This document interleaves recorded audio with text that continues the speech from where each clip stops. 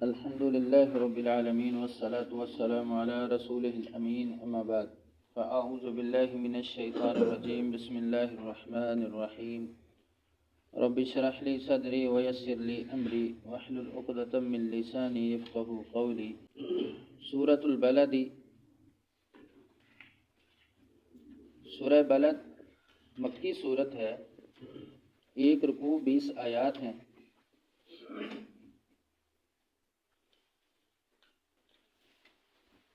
بسم اللہ الرحمن الرحیم۔ لا نہیں، اقسم میں قسم کھاتا ہوں، بہذا البلد اس شہر کی، لا اقسم بہذا البلد میں قسم کھاتا ہوں اس شہر کی، شہر مکہ، مکہ شہر کی اللہ تعالیٰ نے قسم کھائی ہے، اور مسلمان اور کفار کے نزدیک بھی شہر مکہ اس کی اہمیت اور اس کی عظمت مسلمہ تھی، وہ بھی اس کو جانتے تھے اور اس کی قدر کرتے تھے۔ تو اس شہر کی اللہ تعالیٰ نے قسم کھائی ہے کہ میں قسم کھاتا ہوں اس شہر کی، یعنی شہر مکہ کی، یہ حرمت والا شہر ہے۔ رسول اللہ صلی اللہ علیہ وسلم نے فرمایا کہ اللہ تعالیٰ کو سب سے پسندیدہ ٹکڑا زمین کا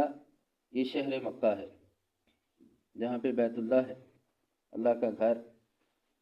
وَأَنْتَ اور تو، حل رہنے والا ہے، بِهَذَا الْبَلَدِ اس شہر میں، وَأَنْتَ حِلٌّ بِهَذَا الْبَلَدِ اور تو اس شہر میں رہنے والا ہے۔ آپ صلی اللہ علیہ وسلم کو کہا گیا حل، اس کے کئی معنی کیے گئے ہیں۔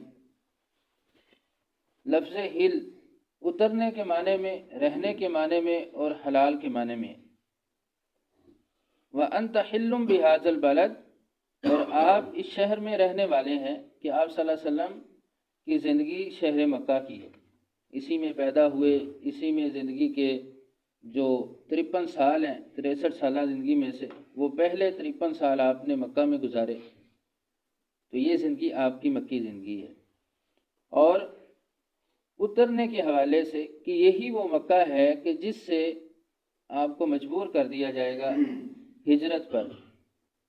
اور ایسا ہی ہوا، یہ مکی صورت ہے، اور آپ صلی اللہ علیہ وسلم کو مجبور کیا گیا، آپ نے مکہ کو چھوڑا، مدینہ چلے گئے،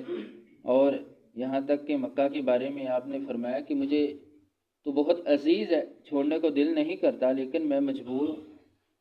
مجھے ہجرت کرنے پہ مجبور کر دیا گیا۔ تو اسی مکہ کو آپ صلی اللہ علیہ وسلم نے 8 ہجری کو، یعنی 8 سال بعد پھر فاتحانہ صورت میں اس مکہ میں داخل ہوئے، یعنی اس میں اترے۔ حلن کہ یہ شہر مکہ، اس میں اللہ تعالیٰ نے آپ کے لیے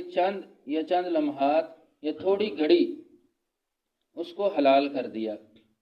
اس میں ظلم و ستم کرنا، لڑائی جھگڑا کرنا، قتل کرنا، اس کی حرمت ہے، حرام کر دیا ہے۔ لیکن وہ جب مکہ کو فتح کیا تو اس وقت آپ صلی اللہ علیہ وسلم پر حلال کر دیا گیا، تھوڑے وقت کے لیے، جو اول تا آخر شروع سے قیامت تک کے لیے اس کی حرمت ہے۔ کہ اس وقت آپ نے فرمایا تھا چند لوگوں کے بارے میں کہ اگر وہ بیت اللہ کی چادر کو پکڑے بھی ہوئے ہوں تو ان کو وہاں بھی قتل کر دینا ہے، ان کو نہیں چھوڑنا۔ تو وَأَنْتَ حِلٌّ بِهَذَا الْبَلَدِ اور آپ اس شہر میں رہنے والے ہیں۔ وَوَالِدٍ اور والد، وَمَا وَلَد اور جو اس نے جنا، وَوَالِدٍ وَمَا وَلَد باپ اور اولاد۔ باپ سے مراد یہ تیسری قسم ہے جو اللہ تعالیٰ نے یہاں پہ کھائی، کہ باپ حضرت آدم علیہ السلام، وما ولد اور جو اس نے جنا، یعنی اولاد آدم، تمام نوع انسان کی اللہ تعالیٰ نے قسم کھائی ہے، ووالد وما ولد۔ اور یہ 3 قسمیں اللہ تعالیٰ نے کھائیں، اس کے بعد ہے جواب قسم، کہ لقد تحقیق خلقنا ہم نے پیدا کیا الانسان انسان کو فی کبد مشقت میں، لقد خلقنا الانسان فی کبد تحقیق ہم نے انسان کو مشقت میں پیدا کیا، کبد اس کا معنی ہے جگر، یعنی انسان کا لیور، اور اس میں سختی اور قوت کا مفہوم ہوتا ہے جگر میں کہ فلاں کتنے جگر والا ہے۔ تو انسان کو مشقت میں پیدا کیا گیا۔ اب مشقت کیا ہے؟ ساری زندگی مشقت میں ہے انسان کی، وہ قدرتی اس پہ تکالیف ہوں، مشقت ہو، پریشانی ہو، یا کسی کی دی ہوئی ہو، یا اس کی اپنے ہاتھوں کی کمائی ہو، تو ساری زندگی انسان کی مشقت میں ہے اور مشقت میں گزرتی ہے کہ ایک خواہش ہے اس کو پورا کرنے کے لیے لگا ہوا ہے، وہ پوری نہیں ہوتی، دوسری آ جاتی ہے، تیسری آ جاتی ہے، چوتھی آ جاتی ہے،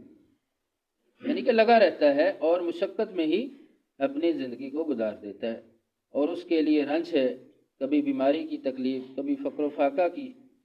یعنی ہر طرح کی اس کو کوئی نہ کوئی فکر لاحق رہتی ہے کہ یہ مجھے فکر ہے۔ اور یہ قسمیں جو اللہ تعالیٰ نے کھائی ہیں تو یہ اس دعوے کی واضح دلیل ہے کہ آپ صلی اللہ علیہ وسلم کی زندگی کو بھی دیکھیں کہ جو مکہ کی زندگی ہے وہ کس طرح کی ہے، تکالیف سے، مشکلوں سے، پریشانیوں سے بھری ہوئی، نبوت کا بوجھ آپ صلی اللہ علیہ وسلم، تو یہ کہ اللہ تعالیٰ نے انسان کو یقیناً مشقت میں پیدا کیا۔ یہ ساری چیزیں اس چیز کی شاہد ہیں کہ یقیناً انسان مشقت میں پیدا کیا گیا، وہ یہ نہ سمجھ بیٹھے کہ میں اس دنیا کے اندر عیش و آرام کے لیے بھیجا گیا ہوں۔ ایحسب کیا وہ گمان کرتا ہے، کیا وہ سمجھتا ہے، ان یہ کہ لن ہرگز نہیں، یقدر قادر علیہ اس پر، احد کوئی ایک، ایحسب ان لن یقدر علیہ احد کیا وہ سمجھتا ہے کہ اس پر کوئی قادر نہیں ہے،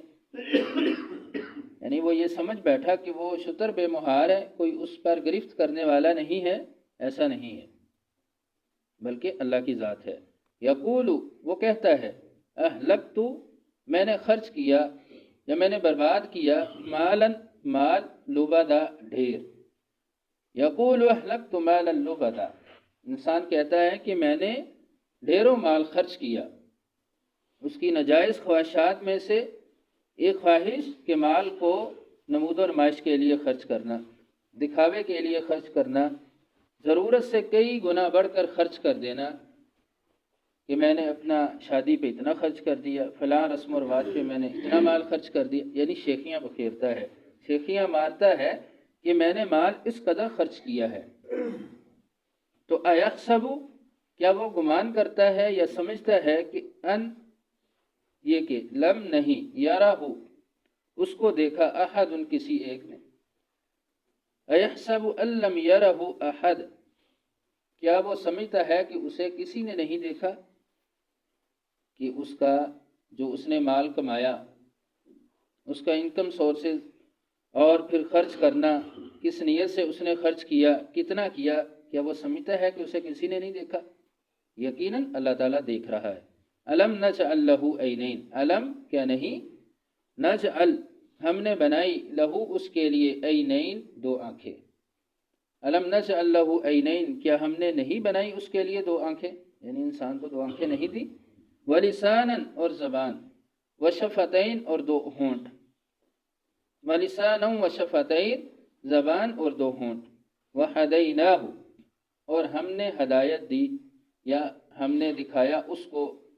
وہدیناہ النجدین دو راستے، وہدیناہ النجدین ہم نے اس کو دو راستے دکھائے خیر و شر کے، کہ ہم نے انسان کو خیر و شر کے دو راستے دکھا دیے، اس کو شعور دے دیا۔ اب وہ اللہ کی بغاوت میں مال لٹاتا ہے اور وہ یہ سمجھتا ہے کہ مجھے کسی نے دیکھا نہیں یا مجھے کوئی دیکھتا نہیں ہے، اس پہ شیخیاں بخیرتا ہے، تو یہ کیسے ممکن ہو سکتا ہے کہ جس رب نے تجھے دو آنکھیں دی ہیں وہ تجھے دیکھتا نہ ہو،